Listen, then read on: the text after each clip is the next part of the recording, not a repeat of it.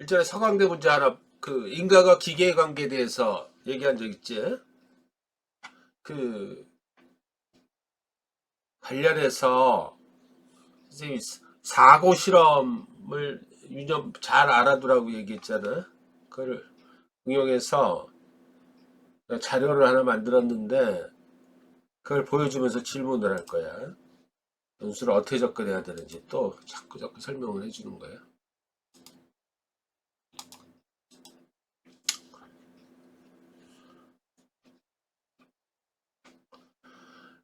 일단 앞부분에 어제 작성한 건데 읽어주면 인간도 기계처럼 사유할 수 있다고 주장하는 견해가 있다. 일부 기계는 사유하는 능력을 지니고 있다는 이유에서다.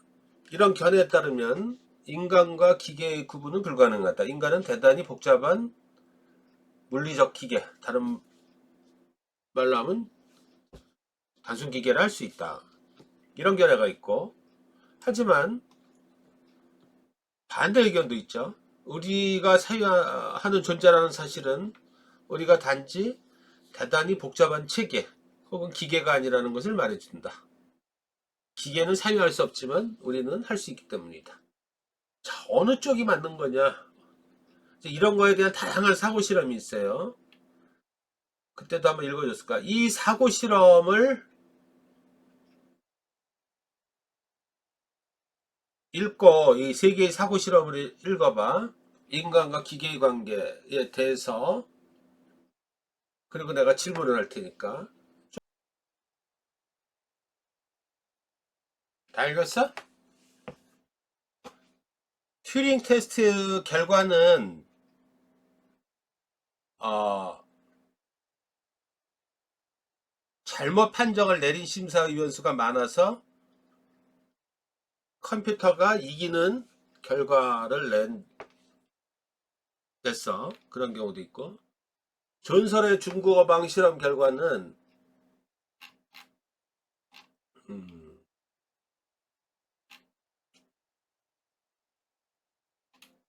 뭐라 그러나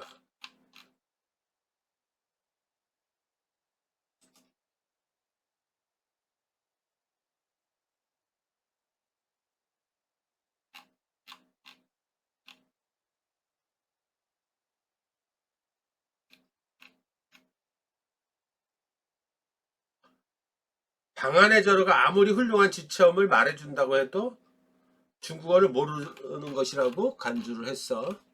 그리고 데넷의 프레임 문제는 여기 말한 거랑 같아. 자, 이제 그러면 질문을 한번 해볼게. 이 셋은 일단 무엇에 대해서 얘기하는 거야? 하나하나를 얘기해보자. 일단은 녹화를 없애고 해야겠다. 이 세 사고 실험은 무엇에 대해서 얘기하는 거야? 인간과 기계의 관계인데 그 중에서 무엇에 대해서 얘기를 하는 거야? 얘기를 해봐. 어?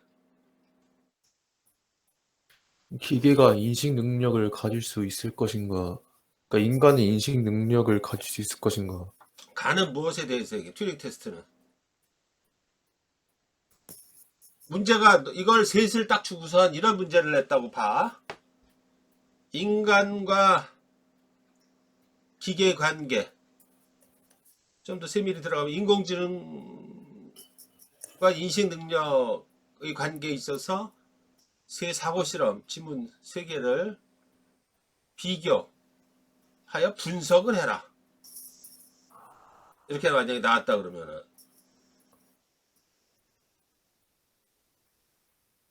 또는 분석해서 설명을 해라. 이런 말이 나왔다 그러면은 튜링 테스트는 그 중에 뭐에 관한 거야?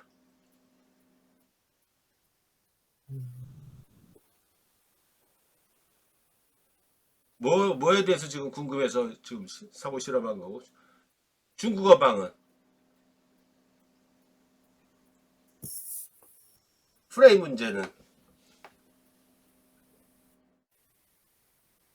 이루고 답 쓸 거야?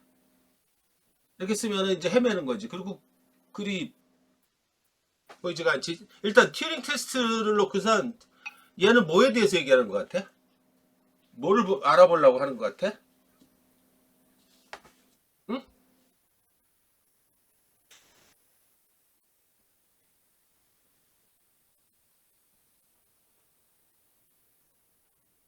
그냥 읽었어? 내가 만약에 인간과 기계의 관계 또는 인공 이런 관점에서 논술 문제를 낸다면 이걸 출제할 것 같아. 지금 그냥 무슨 뭐에 대해서 얘기하는 것 같아. 쟁점이 뭐야? 어, 음, 인간과 기계의 차이점을 판단할 때 음. 기준에 대해서 얘기하는 그 거야. 기준이 뭐야? 그러니까 튜링은 의사소통 능력을 판단하는 것 같고, 그래서 의사소통을 막힘없이 잘하면 인간과 기계의 판단이 쟁점을 불가능. 한 문장으로 명제로 항상 하라 그랬지. 명제로. 뭐야? 쟁점을 한 문장으로 얘기를 해봐. 길게 얘기하지 말고. 음,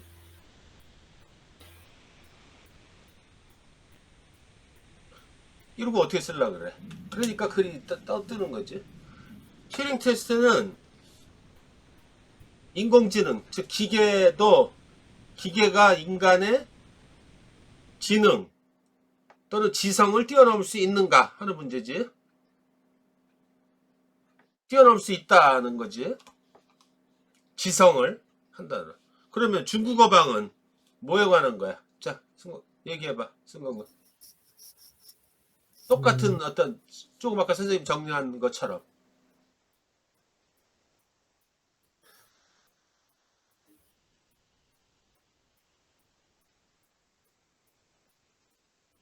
시험장 가가지고 두서없이 글을 쓰겠지만 어떻게 쓸까? 그러니까 지금 여러분들한테 얘기를 하는 게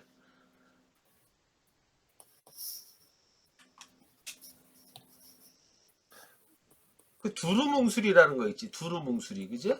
절대로 이 논술에서 두루뭉술이라는 거는 있을 수가 없는 거야. 논의점, 쟁점을 명확하게 해야, 아젠다를 명확하게 파악해야 그게 글이 들여다 보이는 거란 말이야.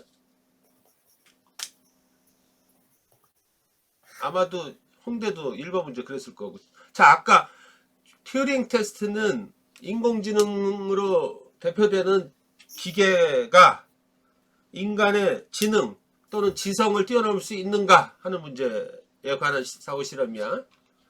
자, 그럼 존슨의 중국어 방은 어떤 사고 실험인 것 같아? 기계가 인간의 인식 능력을 뛰어넘을 수 있느냐에 대한 것 같아요. 아니, 그러니까 인식에는 여러 개가 있단 말이야, 지금. 어, 여기서 네가 인식 능력이라는 거를 지금 추론할 수 있는 게 어떤 거야? 그러니까 이러면 비교도 안 되고 논의점이 안 보여. 지금 튜링 테스트, 존슨의 중국어 방은 뭘 얘기를 하려는 거야?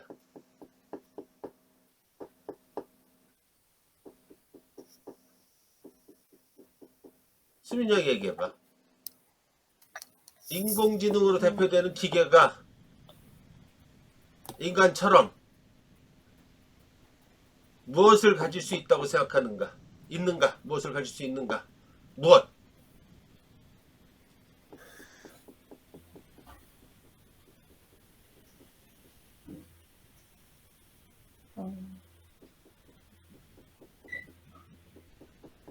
마음, 직관력, 마음. 저번 시간에 홍대, 서강대 문제에서 마음에 관한 문제를 도저히 따라올 수가 없다 그랬지. 자, 그러면은 데넷의 프레임 문제는 똑같은 거야. 기계가 인간처럼 무엇을 가질 수 있는가? 무엇? 얘기해봐.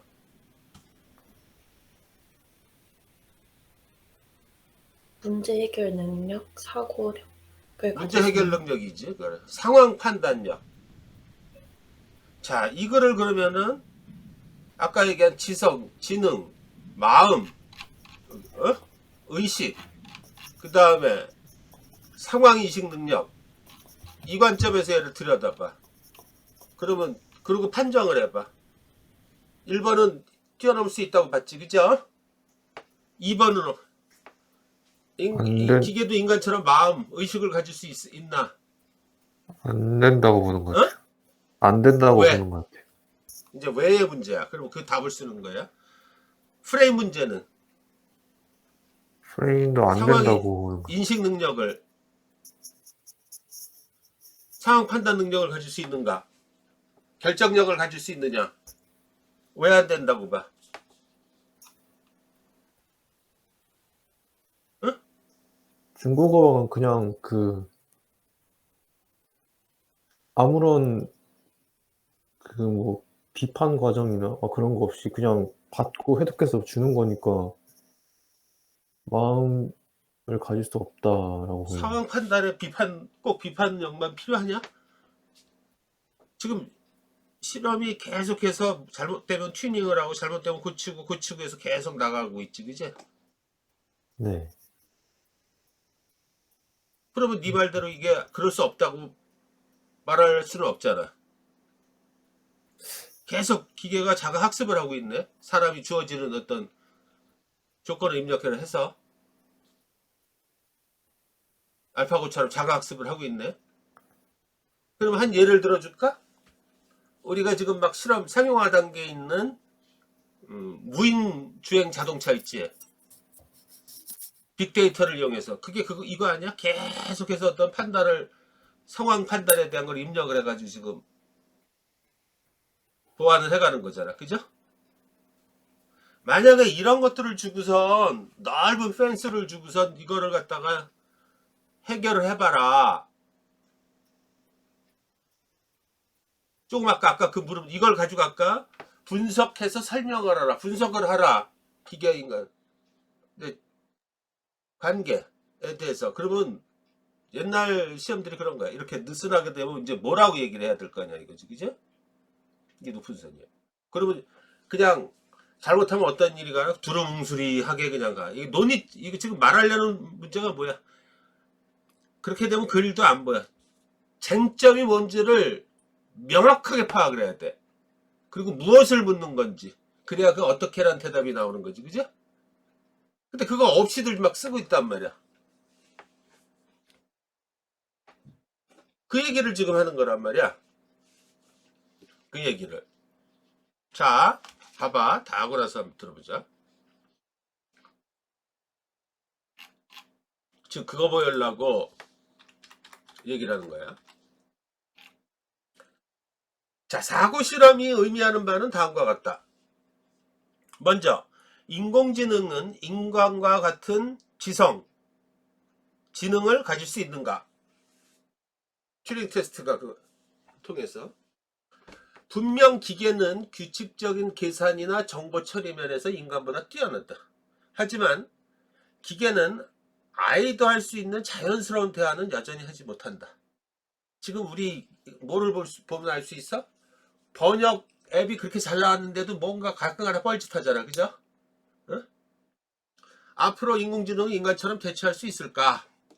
이 문제를 최초로 제기한 것이 튜링 테스트로, 굉장히 유명한 테스트죠.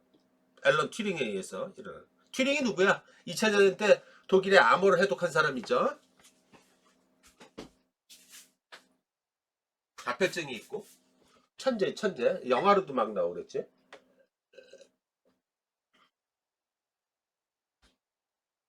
당시에 벌써 50년대 테스트를 통해 튜링은 컴퓨터는 우리하고 동일하게 지능을 갖고 있다고 주장했다. 이후 이게 실질적으로 검증됐지.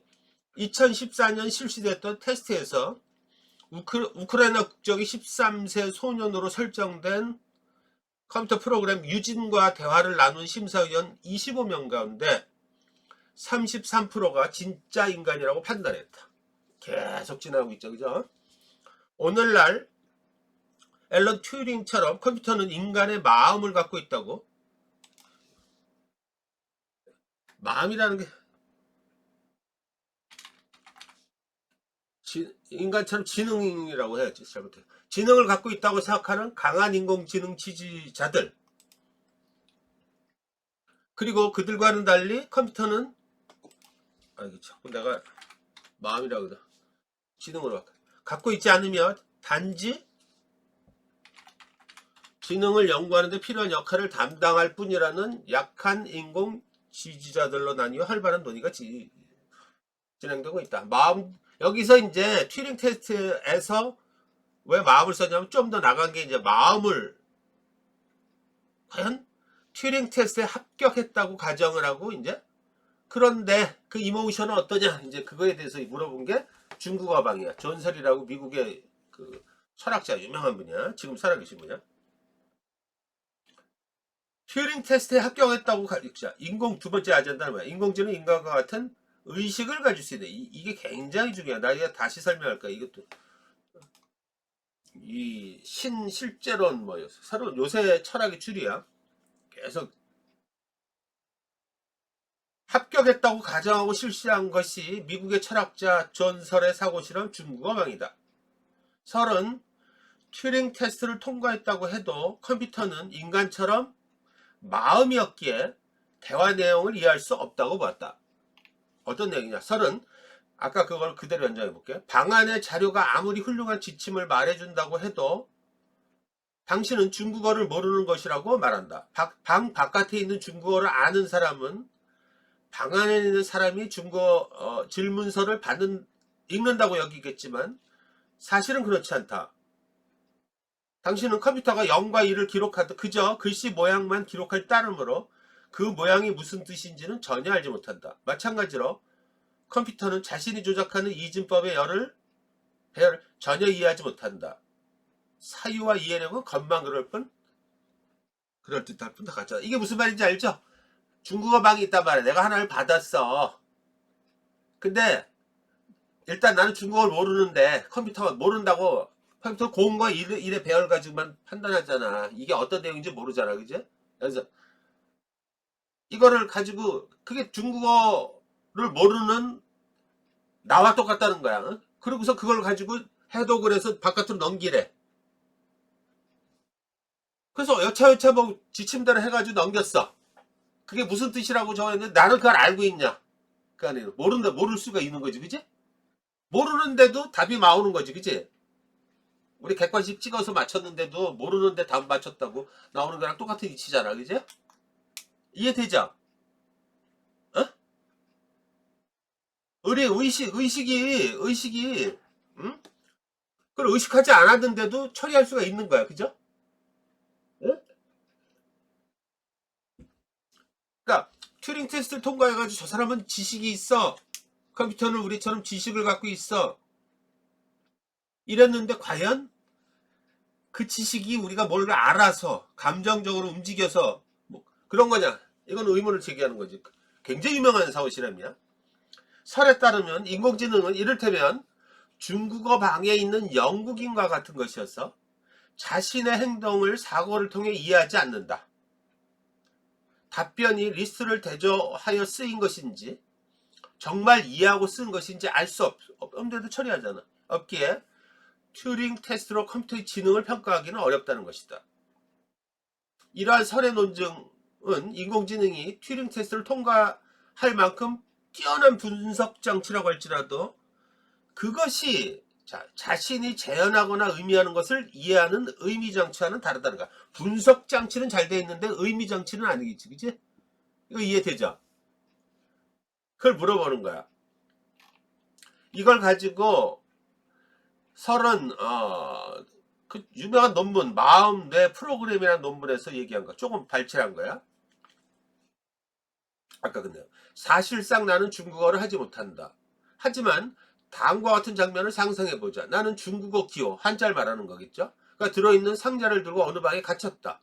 나에게는 사용설명서, 요컨대 컴퓨터 프로그램이 지어진다. 그것을 사용하면 중국어로 출제된 질문에 대답할 수 있다. 방 바깥에서 이해할 수 없는 중국어 기호를 받는다. 그것이 질문이다. 나는 준비된 사용설명서를 읽고 상자에서 기호를 꺼내 그 기호를 프로그램 규칙에 따라 조작한다. 주어진 질문에 맞게 기호를 반납하면 그것은 응답으로 해석된다. 여기서부터 다음과 같이 생각해 볼 수 있다. 나는 중국어를 한 글자도 이해하지 못한다. 나는 적절한 컴퓨터 프로그램을 실행해 작업을 처리했지만 여전히 중국어를 이해하지 못한다. 그렇다면 그 프로그램을 실행한 다른 어떤 프로그램도 중국어를 이해할 수 없는 게 아닌지 의심스럽다. 그러니까 내가 컴퓨터가 정보를 잘 처리해가지고 뛰어난 지능을 가진 것처럼 보이더라도 그것이 그렇다고 해서 컴퓨터가 의식, 마음을 가지고 있다. 지각력이겠지, 직관력 있다고 보기는 어렵다. 서로 그렇게 판단한 거야. 이거 이해되죠? 그죠? 그 마음의 문제는 굉장히 중요해서, 마음 의식의 문제는 21세기 철학에서 다시 옛날에 실제, 나중에 설명을 정리해 줄 거야. 실제로는 들어가서 이 뇌과학과 연계해가지고 계속 마음에 대해서 물어보는 거야. 그래서 여러분들 그 퍼트넘의 통 속의 내, 잭슨의 메리의 방, 이것도 따로 정리할 거야. 이런 것들이 전부 마음에 관한 것들이야. 마음에 관한 거. 어? 자, 세 번째는 인공지능은 상황 인식 능력을 갖추고 있는가? 프레임 문제야. 프레임이라는 건 인식의 틀이지, 사고의 틀, 그죠? 스키마 이런 것들 얘기하는 거지, 그죠?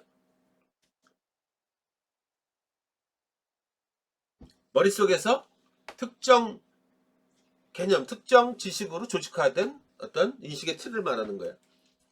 인공지능 분야에서 또 하나 자주 제기되어 온 물음이 있는데 이른바 프레임 문제다. 프레임 문제란 이것도 굉장히 유명한 사고 실험이야. 인공지능이 구체적 상황에서 행동할 때 빠지는 난제를 알 수 있다. 어느 프레임을 현재 상황에 적용할 것인가를 판단할 때 빠지는 난제인 프레임 문제를 해결하지 않는 한 인공지능은 실현 불가능할까? 물론 프레임 문제는 인공지능뿐만 아니라 우리 인간에게도 해당하는 거죠. 그죠? 인간이라고 해서 반드시 프레임 문제를 해결하고 나서 행동하는 건 아니잖아. 그죠? 우리 막 저 친구들 행동하잖아. 모든 경우의 수를 다 따져봐서 행동하고 뭐 이러는 거야. 결과를 전부 생각한 뒤 움직이려 들면 인간도 아무런 행동을 할 수 없다. 더구나 무엇이 목적과 관련한 중요한 결과인지도 확신할 수 없겠죠. 인간은 단순히 프레임 문제에 구애받지 않고 행동하는 것에 불과하다. 그 때문에 사고 실험에서 폭발하는 사례는 적지 않지. 그런데 인공지능도 인간과 마찬가지로 프레임 문제에 빠지지 않고 활동할 수 있을 가능성이 보이죠. 아까 말했듯이 바로 빅데이터를 이용해서인데 자율주행 자동차 실용화를 목표로 삼는 것도 이와 무관하지 않죠. 그죠? 이해되지? 그죠? 판단력은 계속해서. 근데 여기서 또 더 나갈 수 있어. 좀 어려워. 설명을 하면서 해줄게. 이게 어디까지가. 이게 어려우니까 안 나오는데 계속. 현재 프레임 문제는 다음 두 가지 측면을 중심으로 활발한 논의가 진행되고 있다. 먼저 마음의 지향성과 관련한 것이다. 인간은 목적 수행을 위해 그와 관련한 무수한 결과를 고려하여 결정을 내리는 방향으로 진화를 거듭해왔다. 인간은 마음속에서 전략을 미리 시행해 볼 수 있고 기억으로 사물을 고찰하고 상상을 예견할 수 있다. 이것을 마음의 지향성이라고 했어. 데넷은. 이를테면 설의 중국어방 실험에서 피험자인 당신, 컴퓨터라고 해도 좋고, 당신은 중국어로 된 신호를 볼 때 마음의 지시를 전혀 받지 않지만 한글로 쓰인 종이를 보면 마음이 움직이게 돼. 그죠? 만약에 컴퓨터가 01의 배열을 수를 가지고 움직이는 거랑 똑같은 거지. 그죠? 어? 그렇다면 인공지능 역시 인간처럼 마음의 지향성을 따라 전달받은 지시를 수행할 수 있을까? 굉장히 어려운 건데 요새 엄청나게 논의가 되고 있어. 하여튼 요즘 현란해. 어?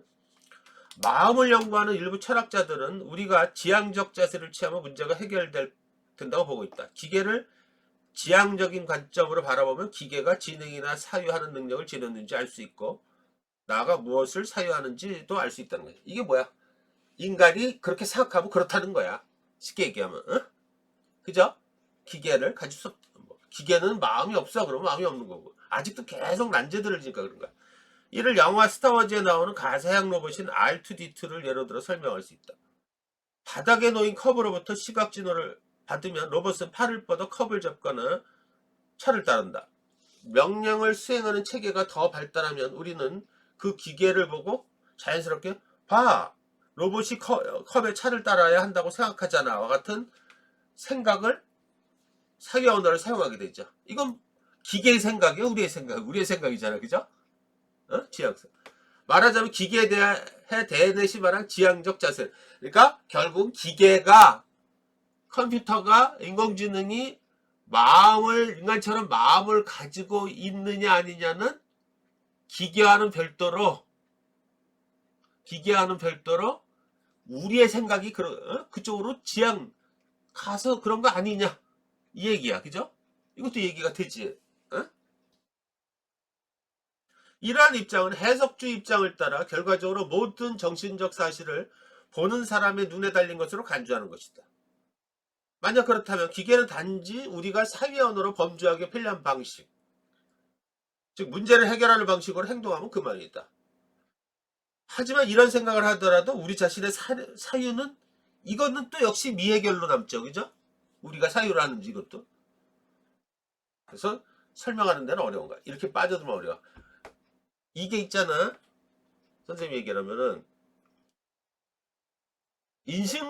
칸트가 얘기한 인식론적 전회 확 바뀌는 그런 말들을 들어봤을 거야. 그죠? 그러니까 세상에는 나중에 다음 시간에 설명할 거야. 세상에는 사물이 실제하느냐 밖에 실제하느냐 우리의 머리 의식에 따른 거냐. 이걸 따라서 관념론과 실제론으로 갈려. 그런데 정량은 뭐냐면 핵심은 뭐냐면 밖에 있든 우리 머릿속에 생각을 따른 것이든 결국은 뭐냐면은 이게 실제한다 안 한다의 그 존재를 확인할 수 없고 우리가 구성해내는 것일 뿐이다. 인간로성이 뭐 이런 식의 어떤 대답이야. 그게 20세기까지 우리의 생각을 지배해온 개념이야. 실제로는. 그런데 이게 21세기 들어가지고 최근 들어서 바뀐 거야. 그죠?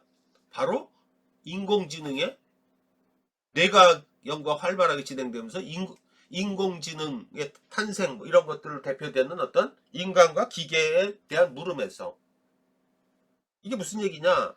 그래서 지금 철학의 대세는 새로운 실제론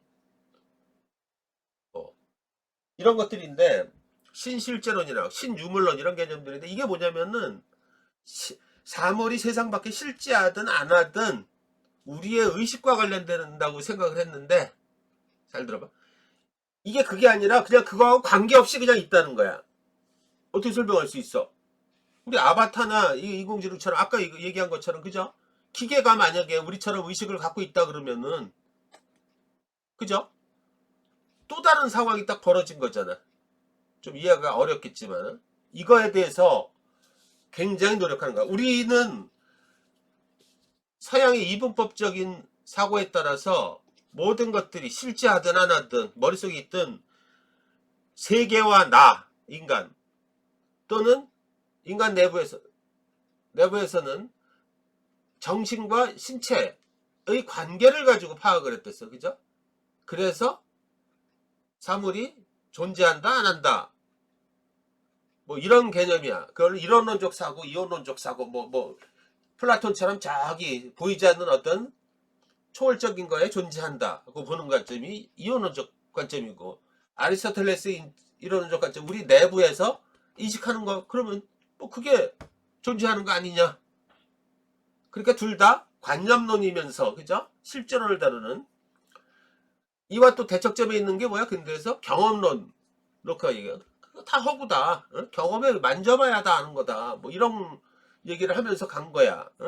이 논의가 계속 어찌됐거나 만져보든 지각을 하든 이성적으로 생각을 하든 결국은 나와 사물과의 관계에서 비롯되는 거야. 실제한다 한다. 이걸 상관주의라 그래. 좀 어렵죠. 그죠? 상관주의라 그래.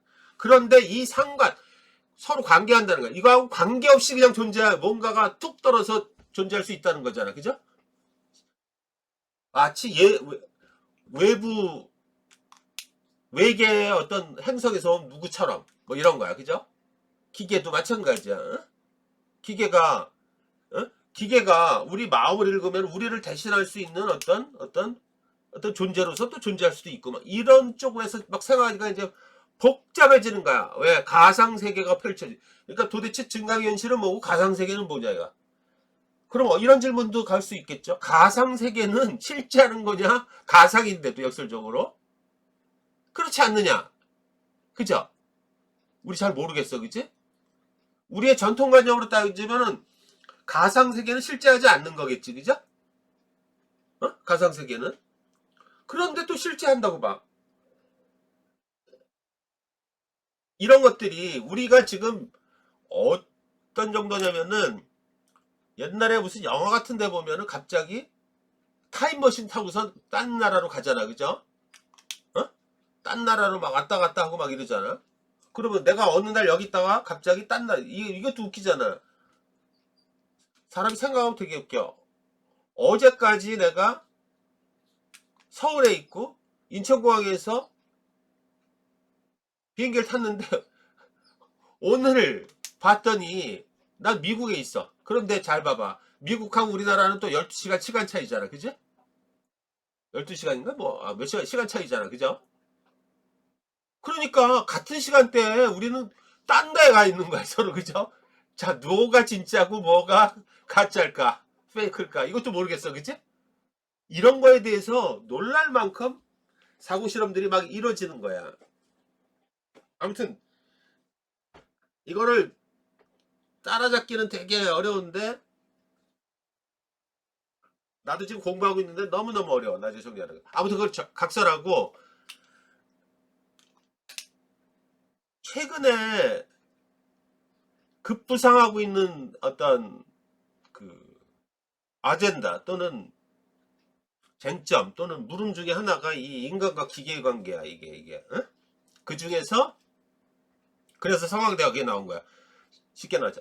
인간은 기계 역시 인간처럼 마음을 갖고 있느냐.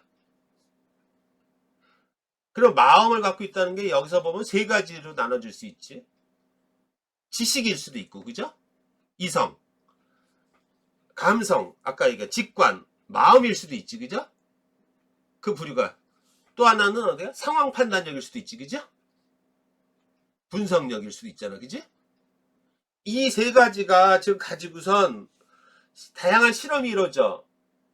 아까 그것도. 근데 그 실험에 따라서 예를 들면 튜링 테스트에 따르면 기계 역시 인간처럼 지능을 갖추고 있다고 보는, 그러니까 강한 인공지능을 믿는 이쪽으로 막 기울어지고 있어. 팽팽하게 대립을 하고 있어. 이게 그렇지 않다는 거야. 그런데 이 마음에 대해서는 대체적으로 존설의 중국어 방처럼 그거는 못 쫓아올걸 뭐 이러는 거야. 그죠? 마음에 대해서는 기계가 과연 인간처럼 이해하고 그러면서 인간의 마음을 읽어서 행동을 할 수 있을까? 이게 서강대에서 나왔을 때 이런 측면에서 보였지. 기계가 인간을 못 쫓아오는 거는 뭐야? 실패의 경험, 고통의 경험 뭐 이런 것들 있잖아. 어? 이런 것들을 읽어서 자기 경험에 반추하고 뭐 이래서 더 나은 쪽으로 가는 거. 이거는 못 쫓아온다는 게 그런 내용이었단 말이야. 그죠? 근데 이게 중고방으로 아주 딱 명확하게 보여준 거야. 그리고 데니트 살아있는 분 다 지금 철학자들이야.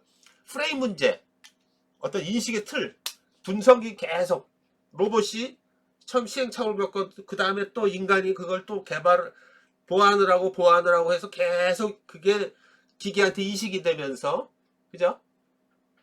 그 인간처럼 상황 판단력을 갖추고 가는. 만약에 그러니까 앞으로 인공지능 만약에 이게 이 기계가 인간을 따라잡았을 때 그 유토피아가 될지 이걸 트랜스 휴머니즘이라고 그래. 인간이 이롭게 되는.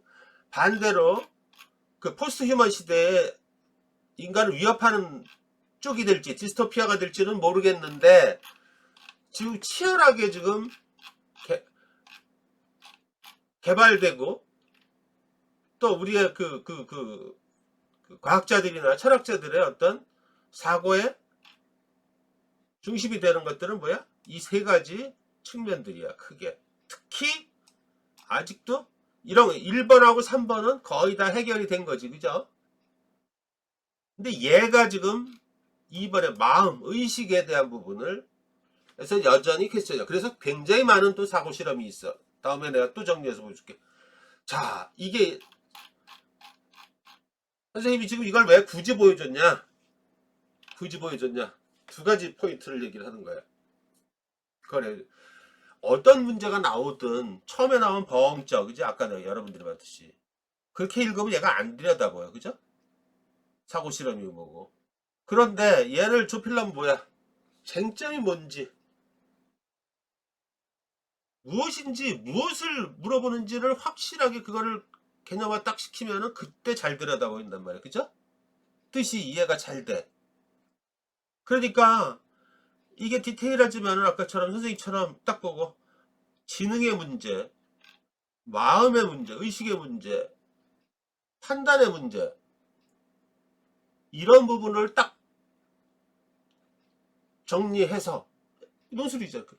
그리고 그거에 대해서 이 글들을 파악을 하고 그 결과를 추론을 해서 얘기를 하면은 논리가 잘 맞아 들어가겠지. 그렇지 않고 이런 것 사고 실험은 그런 거야. 그래서 어려운 게 그냥 막 들여다보면은 뭔 소리 하는지도 모르고 딴 얘기를 해. 또는 세 개가 다 똑같은 거로 오버랩이 되고 다 물론 같은 맥락에서 얘기하는 거지만 미셀러니하게 바뀌잖아. 그죠? 다른 것들도 마찬가지야. 굳이 이걸 왜 뽑아냈냐 그러면 되게 복잡하거든. 이거 다음번에 내가 또 정리하면은 마음에 관한 사고 실험하고 또 연결을 해볼게. 몇 개. 그러면은 의식에 대한 부분이야. 이것도 그래요. 이제 의식이 기계는 제껴놓고 나의 의식, 나의 뇌, 의식이 도대체 뭐냐? 어? 이걸 가지고 또 막 따져볼 수가 있겠지, 그죠? 이렇게 되면은 내가 누구고 누구가 나고 마치 장자가 얘기한 것처럼 호접지봉처럼 꿈에서 깼더니 내가 나비인지 나비가 난지 모르겠다는 막 우리 그럴 때 있잖아, 그죠? 어떨 때 보면은 잠자다가 그거 지금 그게 현실로 막 벌어지고 있는 거야. 너무 놀랍지 않아? 그러니까 엄청나게 그런 것들이 벌어지는 거야. 각설하고 여러분들이 볼 때보다 이런 얘기들도 찬찬히 그 아까 선생님이 얘기한 대로 그런 쪽으로 쪼개서 보면은 그게 다 보이고 결론이 뭐고 그 근거가 뭐고 이걸 차근차근 쓸 수가 있는 거야. 그죠? 그런데 아까도 얘기했듯이 그걸 보여주고 싶어. 이걸 보고선 모든 생각을 다 인식 능력이라는 어떤 포괄적인 말에 싸잡아서 집어넣으면은 여기서 지금 원하는 건 뭐야? 이 인식 능력을 갖추고 있느냐의 하윗단의 것들을 쪼개서 지금 봐달라는 건데 그걸 안 되잖아. 그죠? 거기서 문제가 생겨버린 거란 말이야. 그지? 그러니까 아까 선생님이 무슨 질문을 하는지도 물론 뭐 갑자기 이걸 물어보니까 당황을 하고 뭐 그렇겠지만은 찬찬히 따져보면 그런 것들을 가늠할 수가 있는 거야. 직접적으로 명기되어 있든 아니든 시험은 다 그래. 그리고 또 하나를 뒤집어내면은 일단은 잘 봐봐. 선생님이 이걸 만들어서 이걸 내가 문제를 만들려면 만들겠어. 만드는데 하여튼 이 지문을 구성을 했단 말이야. 그리고 이것도 그런 생각을 가지고 낸 걸 거 아니야. 그냥 막 만들어서 여러분들한테 보여주지는 않을 거 아니야. 그지? 내가 무슨 소설 쓰는 사람 그럼 소설이지 그거는. 그지? 그죠? 뚜렷하게 이걸 썼을 때 이 세 가지 정점을 가지고 얘를 정리하지 못하면 횡설설하게 되는 거야. 그죠? 논리가 떨어지는 거지. 무슨 말인지 이해되죠? 어? 그런 거랑 똑같은 거란 말이야. 그러니까 여러분들은 이 생각이야. 논술 지문을 읽고서 출제자가 묻는 것들에 대답을 한다는 것은 뭐야? 차근차근 출제자가 무슨 의도로 지문을 꾸렸고 어떤 생각을 담고자 하고 뭐 이런 것들을 복기하는 거랑 똑같은 거지. 그죠? 어? 그러면 한번 생각을 해봐. 여기서 되게 재밌는 거야. 2번하고 3번처럼 2번처럼 만약에 간다면 곤란하지. 그지? 이걸 중국어방을 그대로 얘기를 해가지고 이 논술 문제를 여러분들한테 이제 토스가 된 거야. 근데 이게 나는 중국어 못하듯이 이건 이해 해독이 안 돼. 그러고 건너가면 아무것도 모르고 쓰는 거잖아. 그죠? 답은 써. 답은. 근데 과연 이해했다고 썼느냐 이거지. 그죠? 그건 아니잖아. 똑같은 거야 이게. 그죠? 그런데 좀 다른 얘기지만은 이 프레임 문제, 프레임 인식의 틀이라 그랬잖아. 이것처럼 하나하나를 생각을 해보면 되겠지. 경우의 수를 따져보고 뭐 이런 것들. 그죠? 참고로 아들 녀석이 수학 그 한양대 그 논술 상경 논술을 보러 갈 때 수학 이번이 수학 문제고 굉장히 어렵잖아. 그죠? 한 문제 딱 푸는 거야. 앞에 좀 말고. 그래서 내가 수학은 뭐냐 그러면 거듭 읽으면서 모든 경우의 수를 다 따지는 거야. 첫 번째는. 무슨 말인지 이해되죠? 어? 이 문제를 풀이 과정에서 모든 경우의 수를 다 따지는 거야. 이거. 그리고 수학은 이거랑 똑같은 거야. 다 따지는 거야. 그죠? 그런 다음에 취사 선택에서 우선순위를 정하는 거야. 그죠? 이걸 그대로 컴퓨터로 구현하면 그게 패스란 말이야. 그대로 경우의 수를 만들어서 우선수를 쭉 정하면서 답을 유도라는 거란 말이야. 그죠? 그대로야, 그대로. 이걸 그대로 기계에다 대입을 하면은 뭐가 나오는 거랑 똑같은 거지. 수학적인 사고를, 그러니까 당연하지. 그죠? 수학적인 사고를 갖추지 못하면은 컴퓨터 프로그램을 만들 수가 없겠지. 그죠? 모든 알고리즘은 그런 과정으로 되어 있는 거잖아. 그런데 그 알고리즘을 가지고 기계가 하는 행동이 제한되고 도대체 인간을 따라하지 못하는 알파고라는 거, 저번에 얘기했던 딥러닝, 이런 의미를 알 수 있지. 자가학습을 하게 만들어버린 거야. 근데 이게 자가학습이라는 게 뭐냐면은 아주 쉬워. 그냥 대입만 하면 그것만 처리했었는데 지가 데이터 풀을 키우면서 다 하는 거야. 다 그걸 가지고 경우의 수를 자기가 막 다시 리세팅을 하는 거야. 그러니까 예를 들어서 프로기사들 있죠. 바둑기사. 그리고 알파고학을 보자면 프로기사는 매일매일 하는 일이 뭐냐면은 바둑 두고 복귀하는 일이야. 근데 과연 하루, 한 달, 1년 몇 개를 처리하겠느냐. 평생 동안. 그죠? 아마 10,000개도 안 될 거야. 그죠? 기보가. 그런데 알파고는 1년을 처리해야 될 거를 하루만 해도 처리하고 그러면서 계속 방대한 데이터를 쌓는 거야. 그죠? 그죠? 거기까지 갔어. 그러니까 그걸 못 쫓아. 웬만한 그러니까 빅데이터가 그런 의미야. 웬만한 그물망에 다 걸리게 돼 있는 거야. 그래서 인간보다 더 우월한 일들을 이제 뛰어난 일들을 숙련되게 처리할 수가 있는 거야. 빠른 시간 안에. 그런데 그러니까 그러면 어떤 문제가 생겨? 야, 이러다가 우리 다 죽는 거 아니야? 인간이 이제 할 일 없어지는 거 아니야? 예를 들면은 변호사 일의 상당 부분은 뭐야?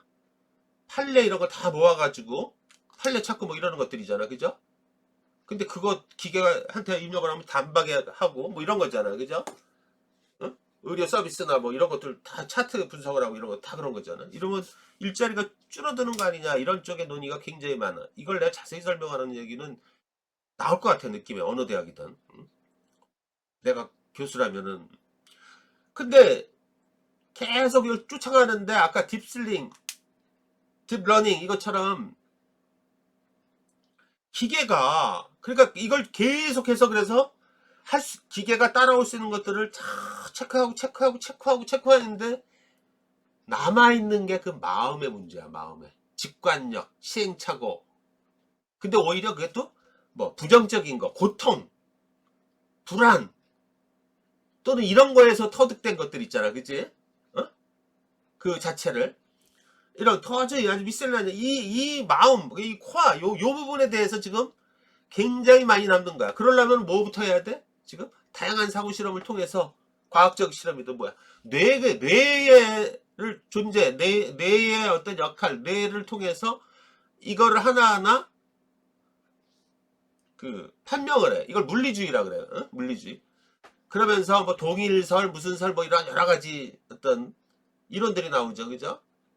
과연 뇌는 도대체, 내가 단독으로 움직이는 거냐, 아니면 뭐냐부터 해가지고 막 이런, 갑자기 이제 무슨 얘기냐면 우리는 그동안에 정신과 신체, 육체라는 어떤 그 도식화에서 생각을 했어. 하다못해 그 관계를 명확히는 설명 못했죠. 데카르트도. 그래서 뭐 연결하는 통로, 송가선이 있어서 하는 거라고 생각을 했어. 그런데 현대 지금 21세기의 철학이든 과학에서는 뇌 따로 정신과 신체 별도로 이 뇌가 큰 작용을 한다는 거야. 이 뇌에 대해서 이제 실체를 자꾸 규명을 하는 거야. 그럼 이걸 그대로 연장하면은 이 뇌가 규명이 되면 요거 그대로 저거 기계를 만들면 똑같아야 되겠네. 그치? 인간처럼. 그죠? 오히려 능가하겠네. 다른 것들.